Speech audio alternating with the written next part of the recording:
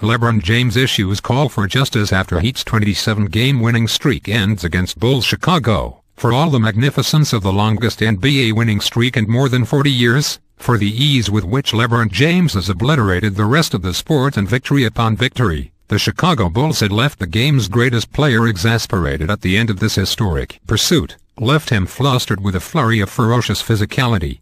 These Bulls had come hard for James, come with blunt force, and James' message was unmistakable on Wednesday night, from the Bulls and beyond. Why has it become open season on him?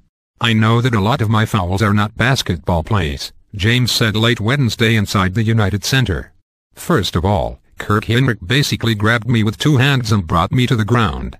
Ty Gibson was able to collar me around my shoulder and bring me to the ground. Those are not basketball plays, and it's been happening all year. LeBron James wasn't happy with Kirk Hinrich rapping him for a hard foul. AP, I've been able to keep my cool and try to tell Eric Spoelstra, let's not worry about it too much. But it's getting to me a little bit. Because every time I try to defend myself, I've got to face the consequences of a flagrant for me or a technical foul. At the end of this monumental run for the Heat, at the end of 27 consecutive victories, James dropped the ball at the buzzer and walked down the court and into the rest of his season. When everything had unraveled in the final moments and James had grown disillusioned over the brutality of the Bulls, he lowered his shoulder into Carlos Boozer and earned himself a flagrant one foul.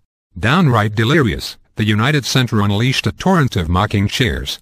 Related, Heat's 27-game winning streak ends against Luol Deng, Bulls, across the streak. Across another MVP season, everyone had grown so used to James delivering dramatic fourth-quarter performances.